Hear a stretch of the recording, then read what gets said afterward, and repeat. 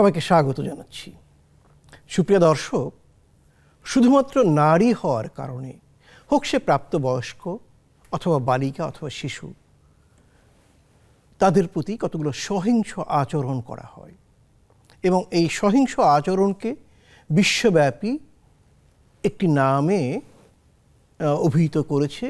ইংরেজিতে বলে violence against woman, ভাও, এবং আমরা বাংলায় বলি নারীর প্রতি সহিংসতা। কেন এই সহিংসতা?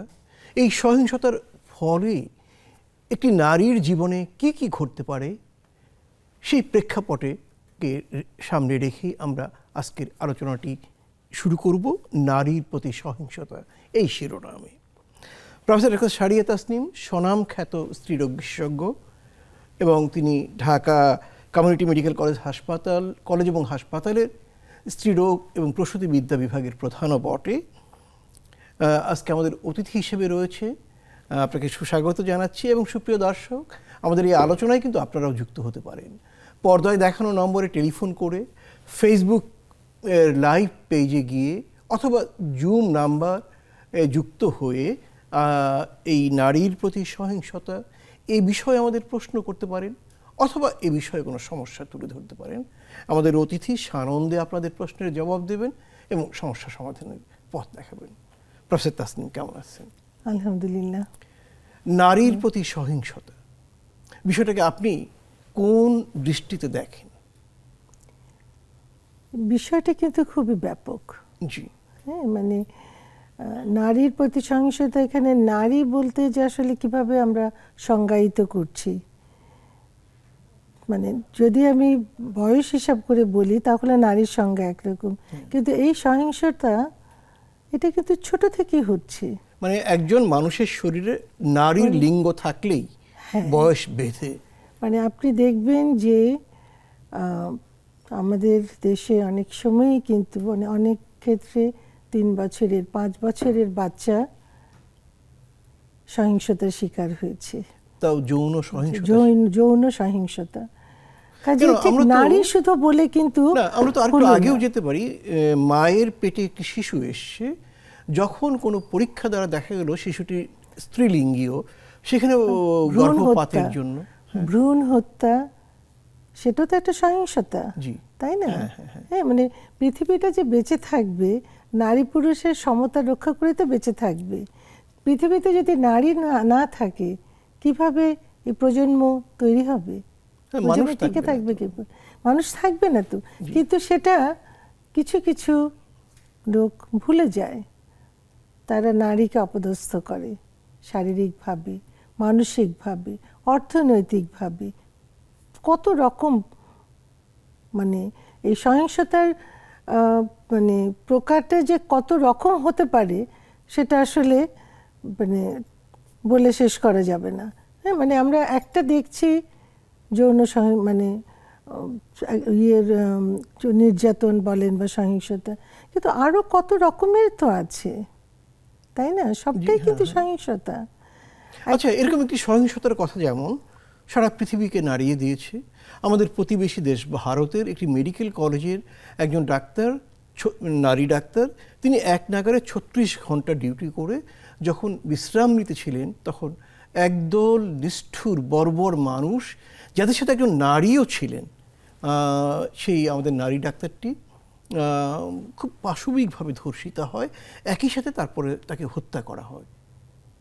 এবং আমরা জানি বাংলাদেশেও এরকম অনেক ঘটনা ঘটে। বাংলাদেশেও আছে, পৃথিবীর সব জায়গাতেই আছে। মানে এই সহিংসতাটা কিন্তু এটা এরকম নয় যে যারা মানে পুয়ার কান্ট্রিজ বা ইলিটারেট তার মধ্যে হচ্ছে, তা না। একদম সবচেয়েতে যারা মানে ধনী, শিক্ষিত, সব কিছু আছে, সেখানেও কিন্তু খুব যে হয়তো বা ধরনটা একটু অন্যরকম হতে পারে, কিন্তু সহিংসতা কিন্তু আছেই।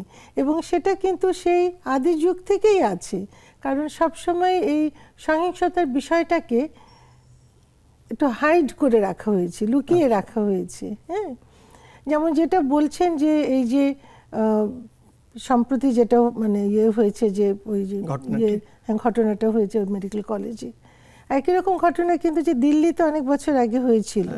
হ্যাঁ, বাসের মধ্যে, তাহলে নির্ভয়া, হ্যাঁ, তাহলে ওর কিন্তু মানে দেখেন এটা শুধুমাত্র মানে সার্কামস্ট্যান্সেসটা একটু ডিফারেন্ট থাকে, কিন্তু এই যে পশুত্বটা সেটা কিন্তু খুব একটা রদবদল হয় না, তাই না? তাহলে এটা কেন? দৃষ্টিভঙ্গির একটা ব্যাপার আছে। নারীকে কেন দুর্বল ভাবা হবে?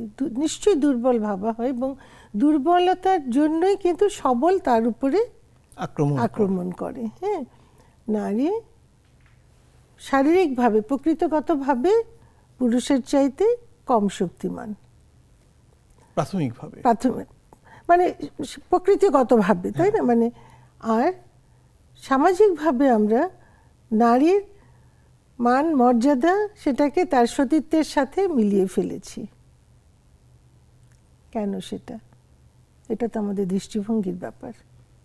অর্থাৎ নারীর প্রতি যে সহিংস আচরণ, এর পেছনে ব্যাপক মনোসামাজিক একটা ইতিহাস রয়েছে নিশ্চয়ই, এবং সমাজের বিকাশের ইতিহাসটা বোধহয় যুক্ত, তাই না? আপনি দেখেন যে আমরা যে আদম হাওয়া, আমাদের আদি পুরুষ মানে আদি পিতা, হ্যাঁ, ওনারা যেটা বলা হয় যে তারা যে মানে বিবি হাওয়া তাকে প্ররোচিত করলেন ওই ফল যাওয়ার জন্য, হ্যাঁ, তার মানে প্রকারান্তরে কিন্তু নারীকে দোষী করা হলো যে স্বর্গ থেকে বিতাড়িত হতে হলো।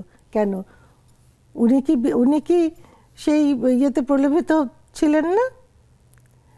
অবশ্যই তিনি প্রলুব্ধ হয়েছিলেন। উনি ওনার নিজেরও তো চিন্তাটা তখন কাজ করতে পারতো যদি উনি প্রলোভিত না হতে চাইতেন। আপনার এই কথাই তো মনে হলো যে অন্যদিকে যে এই মিথোলজিক্যাল গল্পটিতে নারী দ্বারা প্ররোচিত হলো, তার মানে পুরুষ কম বুদ্ধি সম্পন্ন, এটাও কিন্তু প্রমাণিত হচ্ছে। কিন্তু সেটাকে পুরুষ মানবে? কিন্তু দোষ দিচ্ছে, তাই না? তাহলে এরকম একসময় কিন্তু দেখেন সমাজ কিন্তু যখন শুরু হয়েছিল মাতৃতান্ত্রিক ছিল, কারণ একজন নারী জানে যে তার সন্তানের পিতাকে, তাই না? জি।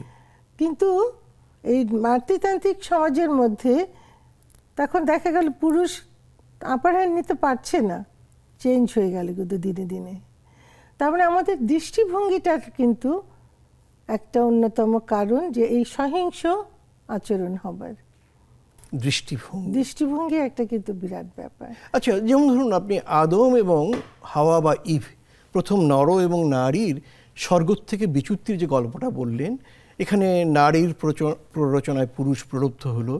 যদি আমরা এভাবে না দেখি, দৃষ্টিভঙ্গিটা বদলে এভাবেই দেখি যে একজন নর এবং নারী তারা একে অপরের প্রেমে পড়ল এবং সেই প্রেমের মর্যাদা দিতে গিয়ে তারা এমন কিছু কাজ করলো যেটি তার কর্তৃপক্ষের পছন্দ হয় নাই, এ কারণে নির্বাসিত করলো। তাহলে তো দৃষ্টিভঙ্গিটার ভিন্নতায় থাকলো না, প্রেম দ্বারা, ভালোবাসা দ্বারা সমৃদ্ধ হলো। তাহলে আর দোষারোপের কথাটা আসলো না। দোষারোপের কথা না আসলে কিন্তু শাস্তি দেওয়ার কথাও আসে না। আচ্ছা, এখানে আরেকটি ব্যাপার আপনি বলবেন তো, একটু আগে বলেছিলেন যে একটি শিশু প্রাকৃতিক কারণে বা জন্মগত কারণে তার শরীরে একটি নারী অঙ্গ রয়েছে, এই জন্য তাকে আমরা বলবো ব্যাড টাচ বা খারাপ স্পর্শের শিকার হতে হয়, কখনো আরও তীব্রতর কোনো দুঃসহ যৌন নিপীড়নের শিকার হতে হয়। এর পেছনে কি শুধু সামাজিক কারণ, নাকি এর পেছনে বিকৃতি কাম যেটাকে আমরা বলি সেটা? প্রথমত তো বিকৃতি কাম, হ্যাঁ। তারপরে হলো যে ধরেন যখন একটা বাচ্চা, সে যদিও বুঝতে না পারলো ব্যাড টাচ বা, কিন্তু সে কিন্তু তার একটা অস্বস্তি টের পায়। আমরা তো আমাদের মানে মেডিকেল ইয়েতে এরকম পাই তো বাচ্চাদেরকে, মানে এসে বলে, কিন্তু ওই বাচ্চাটা যখন হয়তো মায়ের কাছে বলছে বা মা কিন্তু তাকে থামিয়ে দেয়, না এটা আর বলো না, কাউকে বলো না, হ্যাঁ, কাউকে বলো না। এবং ও যার কথা বলছে যে ব্যাড টাচ, তাকে কিন্তু তার মুখোশটা খোলা হয় না, হ্যাঁ। তাতে কি হয় যে বাচ্চাটা কিন্তু ভেতরের মধ্যে রয়ে গেল। যদি সে হয়তো কোনো মতে হয়তো আরো খারাপ কিছু হলো না, কিন্তু ওর মনের মধ্যে কিন্তু একটা প্রভাব থেকে যায়, যেটা কিন্তু সে যখন বড় হবে। আচ্ছা, আপনি তো স্ত্রীরোগ বিশেষজ্ঞ, তো আপনি আমাদেরকে জানান যে এই যে একটি নারী শিশুর প্রতি এই জাতীয় ব্যাড টাচ বা খারাপ অশুভ স্পর্শের কারণে পরবর্তী জীবনে সে যখন প্রাপ্তবয়স্ক নারী হয়ে প্রাপ্তবয়স্ক মানুষের জীবনে প্রবেশ করবে, কি কি নেতিবাচক বা খারাপ প্রভাব পড়তে পারে? তার ওই যে একটা ভীতি তার মনের মধ্যে আছে, এই ভীতিটা কিন্তু তার স্বাভাবিক দাম্পত্য জীবন শুরু করতে বা সেটাকে চালিয়ে নিতে কিন্তু একটা বাধার সৃষ্টি করতে পারে। আচ্ছা, তারপরে হলো যে এটাকে বোধহয় একটা নামও আছে, ফ্রিজিডিটি। ফ্রিজিডিটি, হ্যাঁ, মানে খুব এক্সট্রিম হলে আচ্ছা, যখন শারীরিক মিলনে সে কিছুতে ইয়ে করতে পারবে না, হ্যাঁ, সেটা কিন্তু আসলে যতটা ফিজিক্যাল কিন্তু তার মানসিক সমস্যা ওটা, হ্যাঁ, কিন্তু সেটা কিন্তু দেখা যাবে যে তার কোনো একটা নেগেটিভ একটা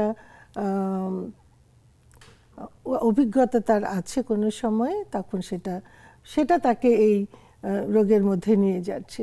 আবার এই যেমন যে ভায়োলেন্স যে ফ্যামিলিতে থাকে, ধরেন বাবা মায়ের উপর অত্যাচার করছে বা মাকে কষ্ট পেতে দেখছে, সেই ফ্যামিলিতে ছেলে বা মেয়ে উভয়েরই কিন্তু মানসিক গঠনটা ঠিক মতন হয় না।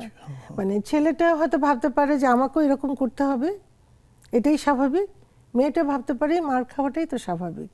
আচ্ছা, হ্যাঁ, তাহলে তার কিন্তু বিকাশটা ঠিক মতন হলো না, নিজেকে প্রোটেক্ট করার মতন কোনো সামর্থ্য কিন্তু তার তৈরি হলো না।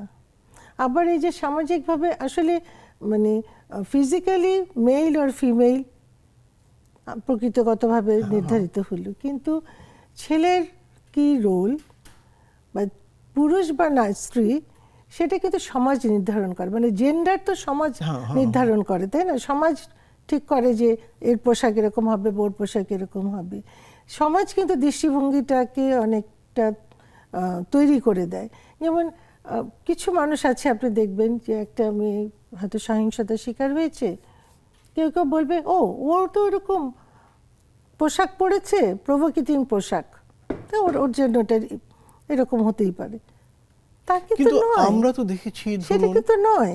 কুমিল্লাতে একটি মেয়ে নিহত হয়েছিল এবং সে মেয়েটিকে সম্ভবত যৌন নির্যাতনও করা হয়েছিল। মেয়েটির পরনে কিন্তু মাথায় হিজাব, বোরখা ছিল। আপনি মনে হয় তনুর কথা বলছেন। অতএব পোশাকের সাথে বোধহয় এটা যুক্ত না, কিন্তু কেউ কেউ বলবে এরকম, হ্যাঁ, তাহলে দেখেন তাদের দৃষ্টিভঙ্গিটা কিরকম। আবার বলবে যে কেন রাতের বেলা কেন বাইরে গেল, তাহলে তো এরকম হবে কেন, আমার সেই নিরাপত্তা কেন থাকবে না, তাই না? মানে একটা ছেলের যদি নিরাপত্তা থাকতে পারে, একটা মেয়েরও নিরাপত্তা থাকবে। তার যেমন প্রয়োজন হতে পারে, একটা মেয়েরও তো প্রয়োজন হতে পারে, তাই না? আমাদের এখনো ওই যে মানে গ্রামে যেখানে হয়তো বাথরুমটা ঘরের বাইরে, ঘর থেকে যেতে হচ্ছে, এবং অনেক সময় কিন্তু এই প্রাকৃতিক প্রয়োজনে বাইরে গেল, তখন সে শিকার হতে পারে নির্যাতনের। হ্যাঁ, তাহলে সেটা কিন্তু এটা তো তার পরিবারের দরকার ছিল এই নিরাপত্তাটা নিশ্চিত করা। অথবা যারা নিপীড়নকারী তারা কেন সমাজে থাকবে, সেটা তো বটেই। কেন সমাজ তাদেরকে এই শিক্ষাটা দেয় না? একটা ছেলেকেও তো গড়ে উঠতে হবে, একটা মানে সে যে মানুষ, সেই মনুষ্যত্ব, সেই বিবেক, সেটা নিয়ে তো তার বড় হওয়ার দরকার। আচ্ছা, অর্থাৎ আপনি বলতে চাচ্ছেন যে নারীর বিরুদ্ধে সহিংসতা এটিকে থামাতে হলে সবার আগে ছেলে শিশুটিকে মানুষ করে গড়তে হবে। অবশ্যই। আচ্ছা, আরেকটা ব্যাপার, অপ্রাপ্তবয়স্ক বালিকার বিয়ে বা বাল্যবিবাহ, এটি নানা কারণে পৃথিবীতে অনুৎসাহিত করা হয়ে থাকে এবং আমরা জানি বাংলাদেশে বাল্যবিবাহ নিষিদ্ধ।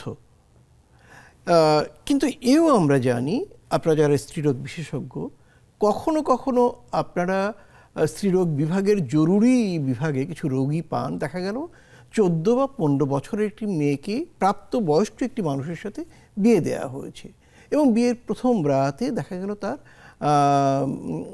যৌনাঙ্গে রক্তক্ষরণ হচ্ছে বা ছিঁড়ে গেছে বা টিয়ার হয়েছে। এটাকে কি আপনি সহিংসতার পর্যায়ে ফেলবেন?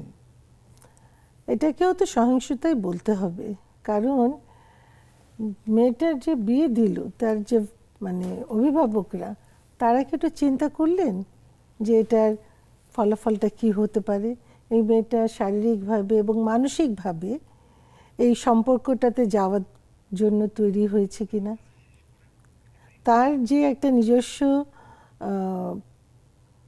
প্রজননতন্ত্রের স্বাধীনতার যে একটা অধিকার, সেটার সম্পর্কে সে জেনেছে কিনা বা সেটা সে প্রয়োগ করার মতন ক্ষমতা পেয়েছে কিনা, তার অভিভাবকরা তো সেটা চিন্তা করেননি। আবার অভিভাবকদের পক্ষ থেকে হয়তো বলবে যে মেয়ের নিরাপত্তা নিশ্চিত করা আমার পক্ষে সম্ভব না, কাজে বিয়ে দিয়ে দিলে রাস্তাঘাটে আর ইফটিজিং এর শিকার হবে না। মানে একটার সঙ্গে একটা তো মানে জটিল একটা মানে গেরো লেগে গেছে, তাই না?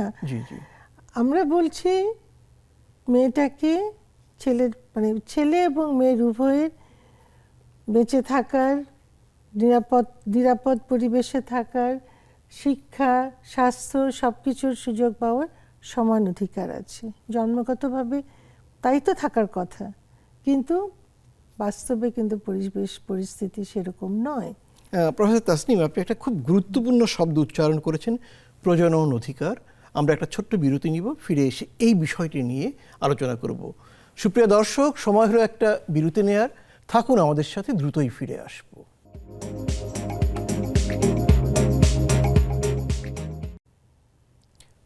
সুপ্রিয় দর্শক, আপনাদের সবাইকে আবারও অভিনন্দন জানাচ্ছি আমাদের সঙ্গে থাকার জন্য। আমরা কথা বলছি নারীর প্রতি সহিংসতা এই শিরোনামে, এবং অধ্যাপক ডাক্তার ছাড়িয়া তাসনিম আমাদের সাথে আলোচক হিসেবে রয়েছেন। আপনাকে আবারও সুস্বাগত জানাচ্ছি। যেমনটি বিরতির আগে আপনি একটি খুব গুরুত্বপূর্ণ শব্দ বলেছিলেন, প্রজনন অধিকার। এই বিষয়টিতে একটু আলোকপাত করুন।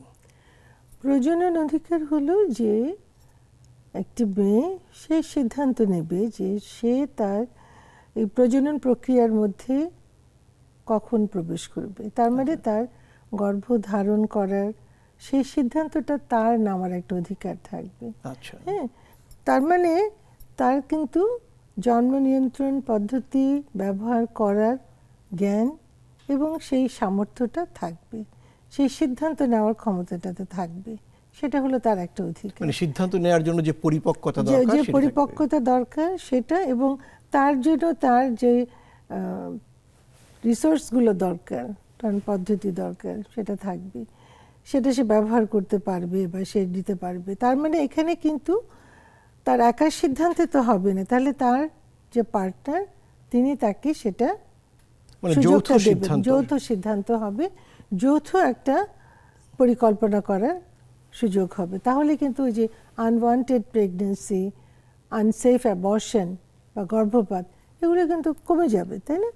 তারপরে কথাটা হলো যে কেউ যে মানে যখন একটা নারী সিদ্ধান্ত নিলেন যে তিনি গর্ভধারণ করবেন, তার জন্য যে অ্যান্টিনেটাল কেয়ার বা গর্ভকালীন যে সেবা, সেটা অ্যাভেলেবল হতে হবে সবার জন্য, যখন তার প্রয়োজন যতটুকু। হ্যাঁ, যেমন আমরা যে অ্যান্টিনেটাল কেয়ারের কথা বলি বা গর্ভকালীন সেবা, অনেকে একটা আল্ট্রাসোনোগ্রাম করলে মনে করলো যে এটা হয়ে গেল গর্ভকালীন সেবা নেওয়া, বা টিটি টিকা নিতে গেল যেটা গর্ভকালীন সেবা নেওয়া হলো, তা কিন্তু নয়। তাহলে গর্ভকালীন সেবা বলতে আমরা কি বুঝবো? গর্ভকালীন সেবা হলো যেই সেবাটাতে একজন গর্ভবতী মাকে তার এই গর্ভাবস্থার জন্য যে প্রয়োজনীয় যত্নটা দরকার, যে দেখভালটা করা দরকার মেডিকেল পয়েন্ট অফ ভিউ থেকে, সেটা দেওয়া, তাকে সেই রকম পরামর্শটা দেওয়া যেন সে ভালো থাকতে পারে এবং সেটা নিরাপদে প্রসব করে একটা সুস্থ বাচ্চা নিয়ে সে পরবর্তী আবার জীবনযাপন করতে পারে। হ্যাঁ, তাহলে এইটা কিন্তু মানে হাতের মুঠোয় থাকবে একটা মেয়ে। কিন্তু আমরা তো অনেক সময় দেখি, যেমন একজন মেয়ে 18 বছরে বিয়ে হলো, 19 বা 20 বছরে সে গর্ভধারণ করলো, তার শাশুড়ি বলতেছে গ্রামের যে দায় আছে তাকে দেখানোর জন্য, কিন্তু মেয়েটি চাচ্ছে সে স্বাস্থ্য প্রকল্পে ডাক্তার দেখাবে, এবং স্বামী স্ত্রীর সামনে এক কথা বলে, শাশুড়ির সামনে এক কথা বলে।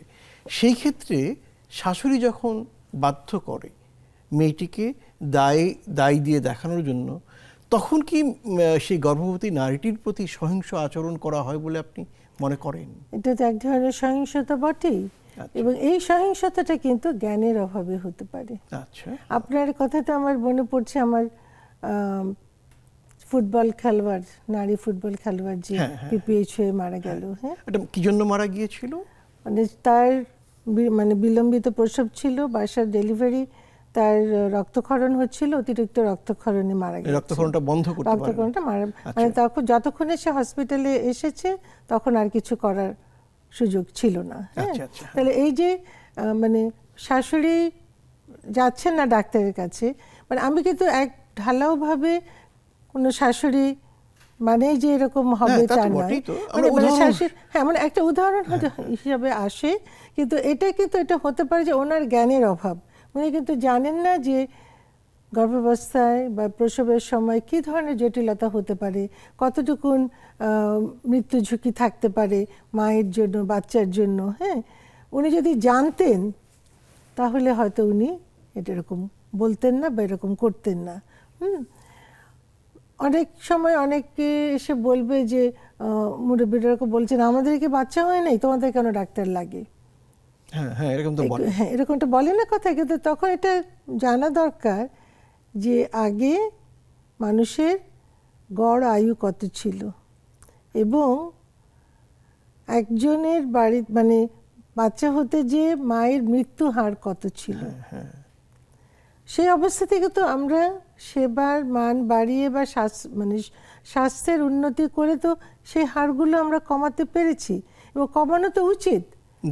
হ্যাঁ, একটা মা মানে মেয়ে মা হবে, সেটার জন্য তার জীবন চলে যাবে কেন?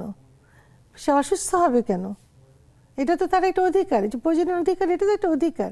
আমি মা হতে চাই, তার জন্য আমাকে মরে যেতে হবে না, আমাকে অসুস্থ হয়ে পড়ে থাকতে হবে না, তাই না? তাহলে এই অধিকারটা তো আমাকে পেতে হবে। অধিকারটা তো কেউ আমাকে দিয়ে দিবে না, আমাকে অর্জন করতে হবে। কিভাবে অর্জন করব? আমি যদি শিক্ষা পাই, আমার যদি ডিসিশন মেকিং পাওয়ারটা আমার থাকে, সিদ্ধান্ত নেওয়ার শক্তি যদি আমার থাকে, সেক্ষেত্রে তো আইনি সহযোগিতারও দরকার আছে। আইনি সহযোগিতারও দরকার আছে। আইনের কাছে যে আমি যাব, আমাকে তো জানতে হবে। তাহলে শিক্ষাটা কিন্তু একটা বিশাল ব্যাপার। সাপোর্ট, যে পারিবারিক যে একটা সাপোর্ট, সেটা কিন্তু একটা বিরাট ব্যাপার, তাই না? তাহলে সহিংসতা রোধ করতে হলে কিন্তু মানে একদম গোড়া থেকে কাজটা শুরু করতে হবে। কিন্তু আমরা তো দেখি গোড়া থেকে কিরকম, একটি পরিবারে একজন ছেলে এবং মেয়ে আছে, মা নিজে মাছের বড় মাথাটা ছেলেকে দেয় আর মেয়েকে দেয় ছোট লেজটা, এবং বলে ও তো আয় করবে, তুই তো আয় করবি না। এই যে এই আচরণটি, এটি কি নারীর প্রতি সহিংসতার শুরু বলে আপনি মনে করেন না? কিন্তু এটা কেন হয়েছে? হ্যাঁ, কেন হয়েছে একটু ব্যাখ্যা করুন। এটা কেন হয়েছে? কারণ মা ভাবছেন তার বুড়ো বয়সে ছেলের কাছেই তো থাকতে হবে, ছেলেই তো দেখবে, তাই না? মেয়ে তো বিয়ে দিব, চলে যাবে। হ্যাঁ, মানে একটা প্রবাদ আছে না যে মেয়েকে বড় করা মানে হচ্ছে প্রতিবেশের গাছে পানি দেওয়া, ওটা আমার কাজে আসবে না। কিন্তু এই যে পরিস্থিতি কিন্তু এখন অনেকটাই বদল হয়েছে। মেয়েরা যখন সুযোগ পাচ্ছে পড়াশোনা করার, চাকরি বাকরি করার, তারা কিন্তু পেছনে পড়ে থাকছে না, বাবা মাকে দেখতে পারে তারাও, তাই না? বরঞ্চ এখনকার সময়ে বোধ হয় যারা শিক্ষিত মেয়ে, শিক্ষিত ছেলের চেয়ে মেয়েরাই বোধ হয় বাবা মাকে বেশি দেখে অনেক পরিবারেই। সেটি এই পরিবর্তন হয়েছে। কাজেই মানে এগুলো তো পরিবর্তন আস্তে আস্তে হতেই হবে। আপনি সবসময় মানে পপুলেশনের একটা ভাগকে পেছনে ফেলে রেখে আপনি কিন্তু এগোতে পারবেন না, হবে না সেটা আসলে। কাজেই আমাদের দেশেও কিন্তু সেটা হতে হবে, তাই না? আচ্ছা, আরেকটি বিষয় একটু আমাদেরকে বলবেন তো, সেটা হলো যে যখন একটি নারী এবং পুরুষের মধ্যে বিয়ে হয় আইনি এবং ধর্মীয়ভাবে, পুরুষটি মনে করতে থাকে নারীটি তার সম্পত্তিতে পরিণত হলো, এবং এ কারণে সেই নারীটির প্রতি মৌখিক সহিংসতা, শারীরিক নিপীড়ন এবং অনেক সময় নারীটির অনিচ্ছা থাকা সত্ত্বেও তার সাথে জোর করে সম্পর্ক করা, এগুলো কি নারীর প্রতি সহিংস আচরণের পর্যায়ে পড়ে? সেটাও মানে আপনি মানে দেখবেন যে অনেক মানে স্টাডি করে বা গবেষণা করে দেখা গেছে যে প্রতি 3 জনে একজন নারী তার পার্টনারের কাছ থেকে সহিংসতার সম্মুখীন হয় তার লাইফ টাইমে। আচ্ছা, মানে সেটা কিন্তু এটা মানে গ্লোবাল একটা পিকচার, মানে ডেভেলপড কান্ট্রি বা উন্নত দেশ অনুন্নত দেশ সব জায়গাতেই। হ্যাঁ, মানে সহিংসতা কম বেশি আছে, কিন্তু ইন্টিমেট পার্টনার ভায়োলেন্স বা ডোমেস্টিক ভায়োলেন্স সেটা কিন্তু ভায়োলেন্সের একটা বা সহিংসতার একটা অনেক বড় অংশ। হ্যাঁ, এবং এই ইন্টিমেট পার্টনার ভায়োলেন্স এটার কিন্তু সবসময় খুবই আন্ডার রিপোর্টেড। নিজের ঘরের খবর বাইরে আসে না, কারণ বাইরে আসলে সবসময় কিন্তু দোষের ভাগটা হবে মেয়ের উপরে।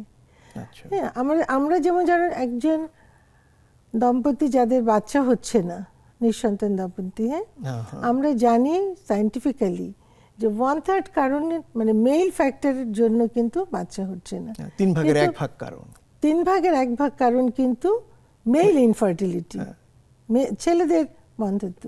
কিন্তু কোনো ছেলেকে কেউ কিন্তু দোষারোপ করে না যে তোমার বাচ্চা হচ্ছে না তাহলে তোমার এটার মধ্যে কোনো দায়ভাগ আছে কিনা। মেয়েটাকে কিন্তু দোষারোপ করে। মেয়েটা নিজে যে মা হতে পারছে না তার মনের কষ্ট তো আছেই, কিন্তু তার বন্ধু বান্ধব, তার আত্মীয় স্বজন সবাই মিলে কিন্তু তাকে আরো মানসিক নিপীড়নের মধ্যে ফেলে। তাহলে এগুলো তো সহিংস আচরণ। আবার দেখেন যে হয়তো পারিবারিক বা আত্মীয়দের মধ্যে একটা কোনো কিছু নিয়ে কনফ্লিক্ট আছে, জমি জমা নিয়ে আছে বা ওটা কোনো কিছু নিয়ে, তখন মানে কনফ্লিক্টটা কিন্তু অন্যদের মধ্যে, কিন্তু এই দুই পরিবারের কোনো মেয়ের উপরে কিন্তু যে সেই আঘাতটা পড়ছে, অ্যাসিড ছুঁড়ে মারছে বা কোনো না কোনোভাবে তাকে নিপীড়ন করছে। অথবা আমরা এমনটাও দেখি, একটা তরুণী মেয়েকে প্রেমের প্রস্তাব দিচ্ছে, মেয়েটি রাজি হলো না, এটি তার অধিকার, কিন্তু এর বিনিময়ে তাকে অ্যাসিড ছুঁড়ে মারা হচ্ছে অথবা আহত করা হচ্ছে অথবা তুলে নিয়ে যাওয়া হচ্ছে। এই সহিংসতাকে আপনি কোন দৃষ্টিতে দেখবেন? খুবই খারাপ। মানে এটা তো একদম একটা কি বলবো, মানে এই ক্ষত সারানোর মতন নয়, তাই না? মানে একটা যে অ্যাসিড ছুঁড়ে মারলো, সে মেয়েটার মানে তার জীবনটা, সে যদি মরে গেলে তাও হয়তো বেঁচে যেত, তার থেকে বেশি কষ্ট হলো সে যে বেঁচে থাকলো। মৃত্যু এক সময় কিন্তু ছিল যে অ্যাসিডের হলে মৃত্যুদণ্ড হবে। হ্যাঁ, এক সময় কিন্তু এটা হয়েছিল, আইন ছিল, কিন্তু মানে তখন অ্যাসিড ট্রেইংটা কমেছিল। এখন আইনটা তো ওইভাবে কার্যকর মানে প্রয়োগ হয় না, যার জন্য কিন্তু এখনো ওইটা আছে। তো কমে গেছে বোধ হয় না? কিছুটা হয়তো কমেছে, কিন্তু মানে সবকিছু যে মানে আপনার আসছে রিপোর্ট হয়ে তা নাও হতে পারে, তাই না? কিন্তু এই জিনিসটা তো একেবারেই থাকা উচিত নয়। অ্যাসিড কারো হাতের কাছে অ্যাভেলেবল হওয়ার কথা নয়, কিভাবে সেটা ব্যবহার করবে। কাজে এইরকমভাবে সহিংসতার যে মানে সহিংসতা করার যে উপায়গুলো আছে সেইগুলোকে কিন্তু সমূলে বা নিচ থেকে কিন্তু দৃষ্টিভঙ্গি পরিবর্তন করে আইনের প্রতিষ্ঠা করে কিছুটা দূর করতে হবে। অনেক ধন্যবাদ আপনাকে। প্রিয় দর্শক, আবারও সময় হলো একটা ছোট্ট বিরতি নেওয়ার। থাকুন সাথে, দ্রুতই ফিরে আসব।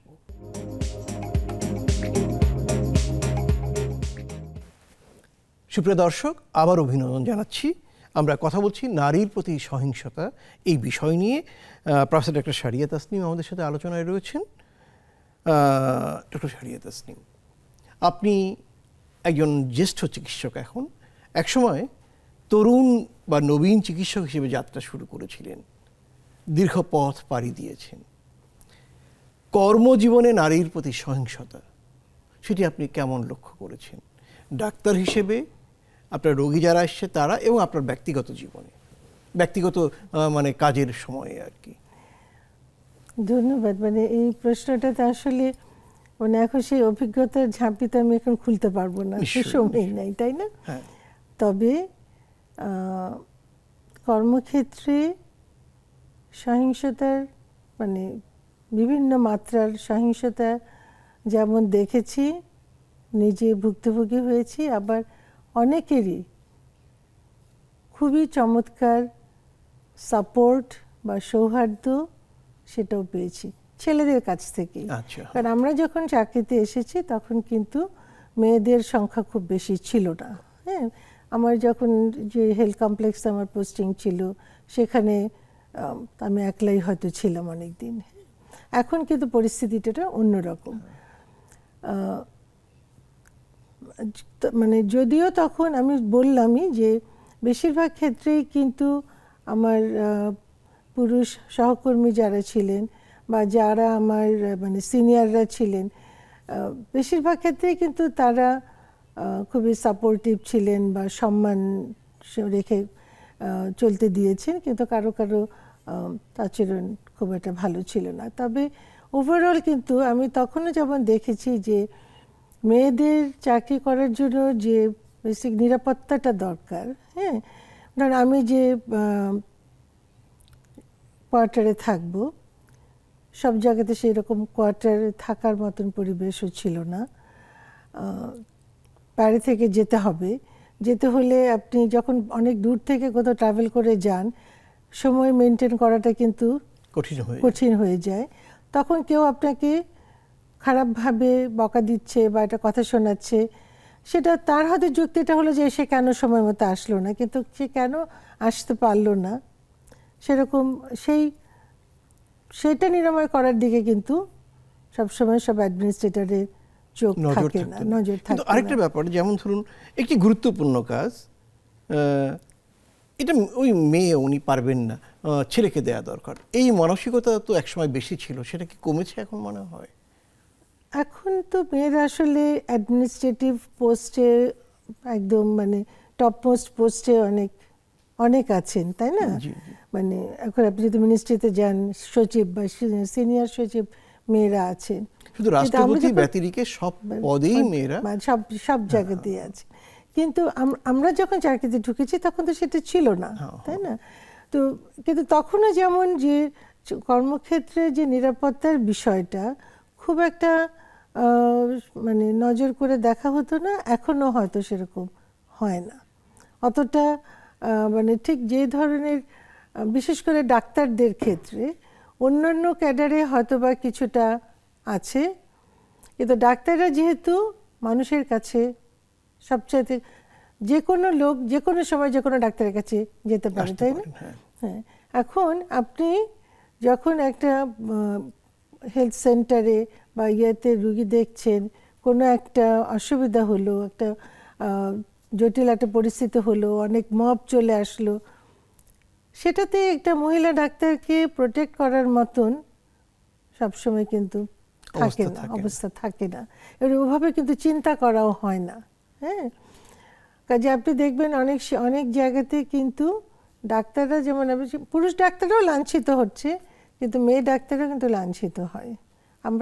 আমার নামটা মনে নেই, কিন্তু জানেন একটা ক্লিনিকে একটা ডাক্তারকে গুলি করে মেরে ফেললো একটা ছেলে, মানে যাই হোক, তার সাথে হয়তো আগে সম্পর্ক ছিল, সেই সম্পর্ক থেকে বের হয়ে আসতে চেয়েছে, মানে সে এই সহিংসতার শিকার হলো।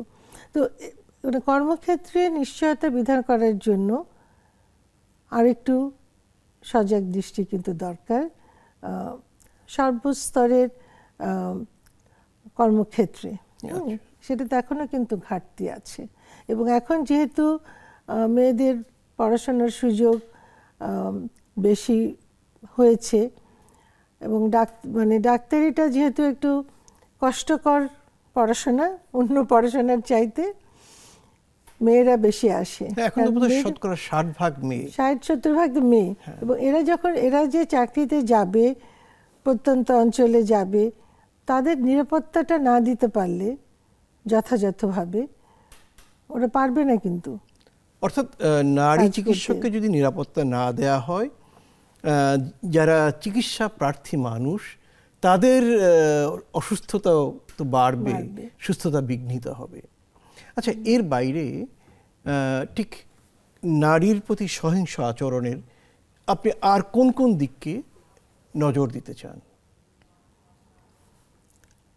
একটা তুমি মানে স্বাস্থ্যগত দিকের কথা বলেছি, মানসিক স্বাস্থ্যটা কিন্তু খুব একটা আমাদের আলোচনার মধ্যে আসেনি। হ্যাঁ, মানসিক স্বাস্থ্যটাও কিন্তু একটা বিশাল ব্যাপার। আচ্ছা, হ্যাঁ, এই যে সহিংসতা চোখে মানে দেখা বা নিজে সেটা ভুক্তভোগী হওয়া, উভয় ক্ষেত্রেই কিন্তু মানসিকভাবে যে একটা প্রভাব পড়ে, সেই প্রভাবটা কিন্তু তার সারা জীবনের জন্য থাকে। ছোটবেলায় একটা দেখলো বা তার যৌবনকালে দেখলো, বা একটা নেগেটিভ একটা যে অভিজ্ঞতা, সেটা থেকে কিন্তু বের হয়ে আসতে পারে না। সেই যে একটা স্ট্রেস, এটা কিন্তু তাকে পরবর্তী সময়ে যে তার বিভিন্ন রকম রোগ বালাই হবার একটা কিন্তু মূল কারণ। ট্রেস আউট করলে দেখা যাবে যে কোনো একটা সহিংসতা অবলোকন করার অথবা এক্সপিরিয়েন্স করার একটা ফল। আচ্ছা, তাহলে যে সম্প্রতি দেশে রাজনৈতিক বলি নানা কারণেই একটা বিশাল সহিংস ঘটনার বহর বয়ে গেল এবং এতে প্রচুর সংখ্যক মানুষ মারা গেল, তারও চেয়ে অনেক গুণ বেশি মানুষ আহত হলো এবং ভোগান্তির শিকার হলো আরও মানুষ। তাহলে এর প্রভাব কি অনেক দিন চলবে বলে আপনি মনে করেন? অনেক দিন চলবে, অনেক দিন চলবে। যে প্রজন্ম এটা মানে দেখলো, তারা তো এই ট্রমাটার মধ্যে দিয়ে গেল। আমার বন্ধুটা মারা গেছে, আমি দেখলাম, বা সে বিছানায় কাতরাচ্ছে হাসপাতালে বেডে, বা তার হাত কেটে ফেলেছে বা পা কেটে ফেলতে হয়েছে। আমি সেই ট্রমাটা তোমার সারা জীবন থাকবে, তাই না? তাহলে এটা মানে এটা তো খুব সহজে যাবে না। আমরা যে দেখে আমরা মনে করছি সিক হয়ে যাচ্ছি, মানসিকভাবে অস্থির, ভালো লাগছে না কোনো কিছুতে আমরা মনোসংযোগ করতে পারছি না। আমরা যারা এরকম প্রবীণ বা বুড়ো হয়েছি, এই বাচ্চাগুলো কি হচ্ছে? আমাদের ছেলে, আমার এই ছেলেটা তো আমার ছেলে হতে পারতো। আমি যদি এই জীবনের শেষ প্রান্তে এসে আমি এই ট্রমাটা নিতে পারছি না, যে বাচ্চাগুলো সামনে ছিল তারা কি করে এটা এই ট্রমাটা তারা ভুলে যেতে পারবে না তো? তার মানে সহিংস আচরণ প্রতিরোধের জন্য একটি শান্ত, শান্তিপূর্ণ সমাজ দরকার। অবশ্যই। আচ্ছা, সেই ক্ষেত্রে নারীর প্রতি, নারী শিশুর প্রতি অথবা শিশুর প্রতি কেমন আচরণ হওয়া দরকার, এটি কি আমাদের পাঠ্যপুস্তকের পাঠ্যাধীন বিষয় হওয়া উচিত বলে আপনি মনে করেন? পৃথিবীর অনেক দেশেই কিন্তু আছে লাইফ স্কিল এডুকেশন, তাই না? বিভিন্ন বয়সের উপযোগী করে।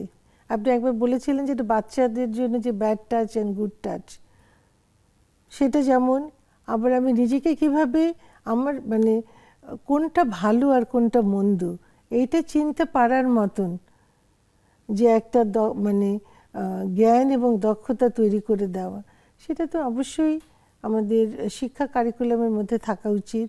আমাদের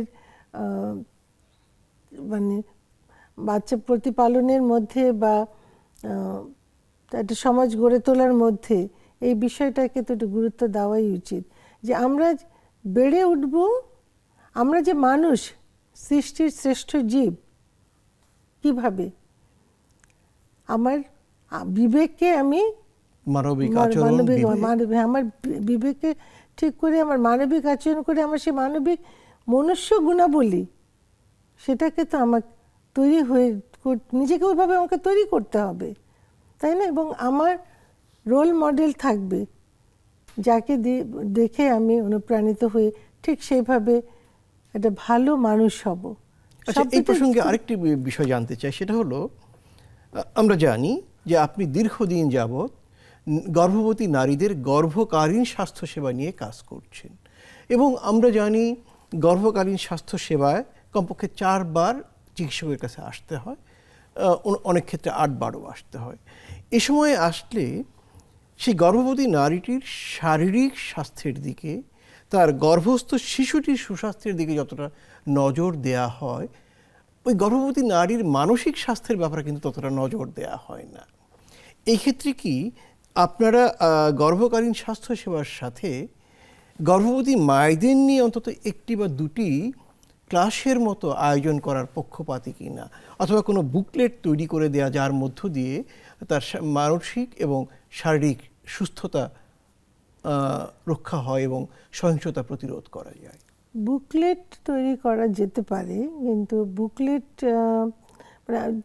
যদি ওটা করা যায়, যেমন অ্যান্টিনেটাল ক্লাস, বা মানুষ কিন্তু নিজে কথার বলতে পারলে সে কিন্তু অনেক হালকা বোধ করে। যেমন আমি যদি গর্ভবতী মায়ের, তার মানসিক স্বাস্থ্যটা কিন্তু খুবই ইম্পর্টেন্ট। বিশেষ করে গর্ভাবস্থার পরে যে মানে বাচ্চা ডেলিভারির পরে পরে আপনি জানেন যে পোস্টপার্টাম ব্লু, 3rd ডেতে 4th ডেতে যে তার একটা মানসিক একটা নার্ভাস ব্রেকডাউনের মতন হয়। হ্যাঁ, কি মানে এই যে একটা স্ট্রেস, প্রেগন্যান্সির ডেলিভারির একটা স্ট্রেস, তারপরে এখন এই বাচ্চাটাকে কিভাবে টেক কেয়ার করবে সেটা একটা চিন্তা, এসব মিলিয়ে কিন্তু তার একটা সাংঘাতিক মানসিক একটা টানাপোড়েন হয়। তো আমার যদি সুযোগ থাকে যে আমি একটা ক্লাসের মতন বা একটা ডিসকাশন সেশন করি, আমার এখানে একটা হসপিটালে আউটডোরে 1 ঘন্টা, সব প্রতিদিন না হোক সপ্তাহে 2 দিন 3 দিন একটা এরকম একটা ক্লাস হয়। এখানে অ্যান্টিনেটাল মায়েরা আসবে বা এখানে পোস্টনেটাল মায়েরা আসবে, তারা তাদের মনের কথাটা বলতে পারে, তাদের জিজ্ঞাসা করতে পারে যে কোনো প্রশ্ন, এবং তাদের কিভাবে তারা ভালো থাকতে পারে সেই সম্পর্কিত আমরা পরামর্শ বা তথ্যটা দিলাম। সেটা কিন্তু খুবই উপকারী একটা বিষয় হবে। বুকলেটও হতে পারে, কিন্তু বুকলেটটাতে যে কেউ পড়লো কিন্তু ওটাতে 1 ওয়ে হলো, কিন্তু আমি যদি একটা 2 ওয়ে কমিউনিকেশনের কিছু করতে পারি তাহলে সেটা কিন্তু মাকে তো আরেকটা কাজ করতে হবে, শুধু নারী সন্তানটিকে না, পুরুষ সন্তানটিকেও তো এমনভাবে মানুষ করতে হবে যেন ওই ছেলেটি কখনোই নারীর প্রতি সহিংস আচরণ না করে। অবশ্যই ওখানে বললাম দৃষ্টিভঙ্গিটা বদলাতে হবে।